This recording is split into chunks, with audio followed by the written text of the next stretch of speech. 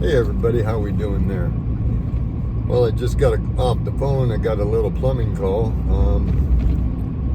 Shower head's leaking. That's what she said. My shower head's leaking. I said, okay, we can tighten that right up. She said, since they tightened it up, it's leaking worse. And she said her water bill went up $7 since they put the new shower head on, which makes no sense. So what I have a conclusion of what's going on is, and I asked her, I said, well, is it leaking when the water's off? She said, yeah. I said, well, that's just not tightening up the shower head then.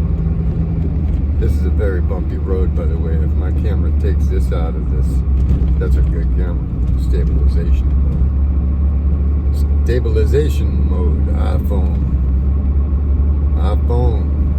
That's what I have. I don't know how good my videos and the clarity are to other people. I think they look pretty good. But I'm gonna go take a look at this drippy faucet, or not faucet, shower head. I'm gonna see if it's dripping, how bad it really is dripping, and then go from there.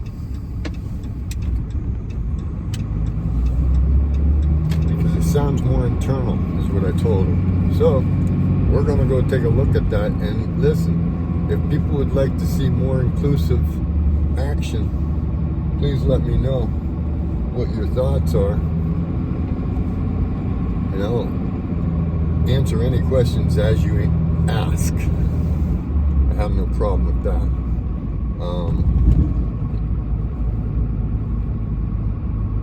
trying to think about the best reason that would literally leak just because they changed the shower head. That makes no sense. She said it didn't even drip before they changed the shower head. I'm still trying to figure that one out. I will actually let you all know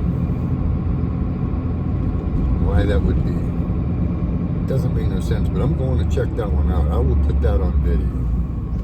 Until next time, please like, subscribe, and share the pro you need to know.